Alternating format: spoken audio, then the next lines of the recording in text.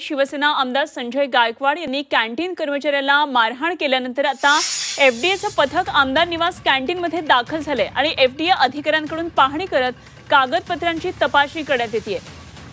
आमदार संजय गायकवाड यांनी आज या कॅन्टीन चालकाला मारहाण केली आणि त्यामुळे आता हे प्रकरण पुढे जातंय। शिवसेना आमदार संजय गायकवाड यांनी कॅन्टीन कर्मचाऱ्याला मारहाण केल्यानंतर आता एफडीएचं पथक आमदार निवास कॅन्टीनमध्ये दाखल झाले आणि एफडीए कडून अधिकाऱ्यांकडून पाहणी केली जाते, कागदपत्रे तपासण्यात येत आहेत आणि याचाच आढावा घेतलाय आमच्या प्रतिनिधी मनश्री पाठक।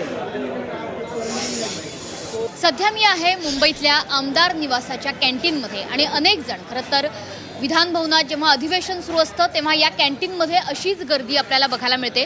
महाराष्ट्राच्या कानाकोपऱ्यातून अधिवेशन काळात जे आपले प्रश्न घेऊन मुंबईत दाखल होतात ते तर या ठिकाणी जेवायला येतातच, मात्र सोबतच आमदार, त्यांच्यासोबत असणारे कार्यकर्ते, काही पदाधिकारी, लोकप्रतिनिधी हे सुद्धा या कॅन्टीनमध्ये जेवायला येत असतात।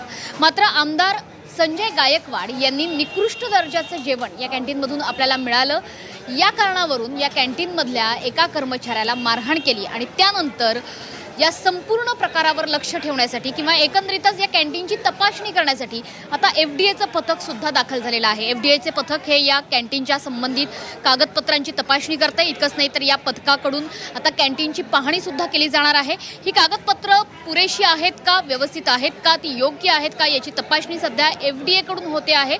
मात्र अशा प्रकारे संजय गायकवाड यांनी केलेल्या मारहाणीचं समर्थन होऊ शकतं का, अशा पद्धतीचे सवाल सुद्धा आता विचारले जात आहेत। या ठिकाणी एफडीएनं आपल्या तपासणीला सुरुवात केलेली आहे आणि सर्वच आमदार निवासाचे जे कॅन्टीन आहेत त्या ठिकाणी अशा पद्धतीची तपासणी आता सुरू आहे।